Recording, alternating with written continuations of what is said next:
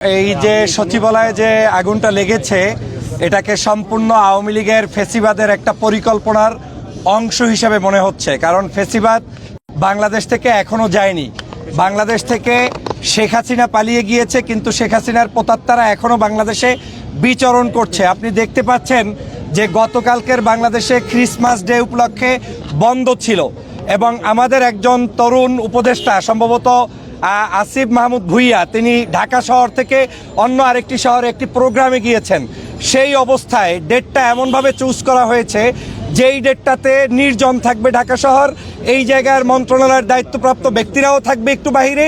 সেই সময় আপনার এখানে আগুন ধরিয়ে দেওয়া হয়েছে এবং এই আগুনটা ধরা হয়েছে তথ্য মন্ত্রণালয় নাহিদ এবং আসিফদের অফিসকে কেন্দ্র করেই, যাতে করে সেখানের সকল গোপন তথ্যগুলো রাষ্ট্রের গত 16 বছরের স্বৈরশাসক শেখ হাসিনা যে চুরি করেছে, ডাকাতি করেছে, অন্যায় করেছে, গুম করেছে, হত্যা করেছে, নির্যাতন করেছে, টাকা পয়সা লোপাট করেছে, সেই অর্থ সম্পদগুলোর সকল তথ্য যাতে জাতির কাছ থেকে হারিয়ে দেওয়া যায়, সে কারণে এই নথিপত্র পুড়ে দেওয়ার জন্য একটি চক্রান্ত। দ্বিতীয় কাজ হচ্ছে বাংলাদেশের রাজনৈতিকভাবে অস্থিরতা বিরাজ করানো। আপনারা জানেন যে পার্শ্ববর্তী দেশ ইতিমধ্যে বিভিন্ন মিডিয়ায় ডক্টর মোহাম্মদ ইউনূস সাহেবকে নিয়ে, এই সরকারকে নিয়ে বিষোদ্গার করেই যাচ্ছে। তারা চাচ্ছে যে কোনো মূল্যে অস্থিরতা বিরাজ করিয়ে বাংলাদেশের শান্তিপ্রিয় জনগণের এই যে একটি সরকার চলছে তাকে যে কোনো মূল্যে বিপদগ্রস্ত করা। আর ডক্টর মোহাম্মদ ইউনূসকে বিপদগ্রস্ত করার মানেই হচ্ছে আমার দেশের আগামী দিনের যে গণতন্ত্র, সেই গণতন্ত্রকে ব্যাহত করা। সেই কারণে এই ফ্যাসিবাদী চক্রটি এখনও উঠে পড়ে লেগেছে।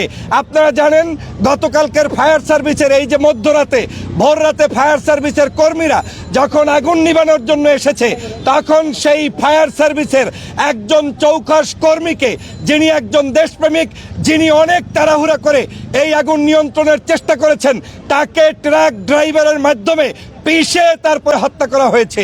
তার মানে এই সব কিছু শেখ হাসিনার চক্রান্তে, সব কিছু আওয়ামী লীগের চক্রান্তে।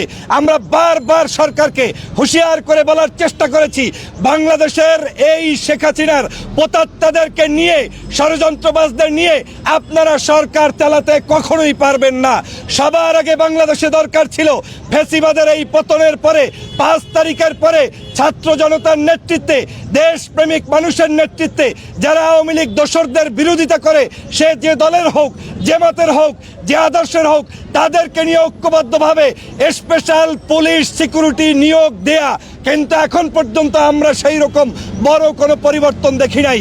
বাংলাদেশ সহ বিভিন্ন জায়গায় প্রশাসনের মধ্যে ঘাপটি মেরে আছে আওয়ামী লীগের লোকেরা। তারা যে কোনো মূল্যে ষড়যন্ত্র বাস্তবায়ন করতে চায়। তার অংশ হিসাবে শেখ হাসিনা কিন্তু বারবার বাংলাদেশে প্রবেশ করার চেষ্টা করেছে। তিনি কিন্তু বলছে চট করে ঢুকবে, 0 পয়েন্টে ষড়যন্ত্র করেছে।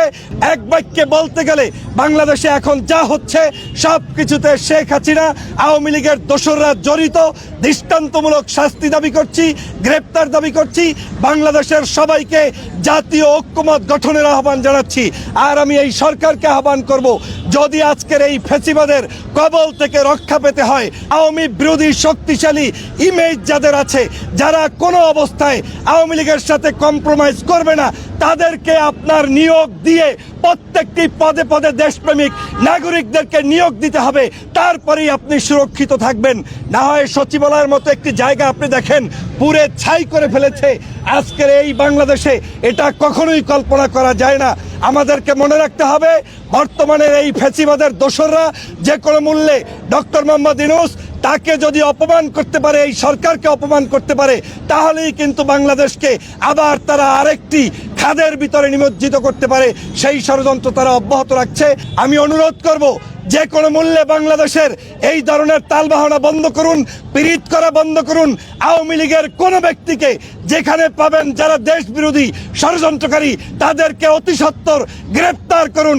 আদর যত্ন করলে তাদের দ্বারা বাংলাদেশ সুরক্ষিত থাকবে না, থাকবে না, থাকবে না। আমি ডক্টর ফয়জুল হক ফ্যাসিবাদ বিরোধী আন্দোলনে বিদেশ থেকে দীর্ঘ 6 বছর পর্যন্ত লড়াই করেছি। 7 বছরে দেশে আসতে পারিনি। 16 বছর পর্যন্ত জুলুম অত্যাচারের শিকার ছিলাম। আমি অনলাইনে আপনারা বিভিন্ন সময় দেখেছেন, আমার বক্তব্য শুনেছেন। স্বাধীনতার পরে মানে দ্বিতীয় যে বিজয় হয়েছে 5ই আগস্টের পরে বাংলাদেশে আসতে পেরেছি এবং আপনাদের সামনে কথা বলতে পেরেছি।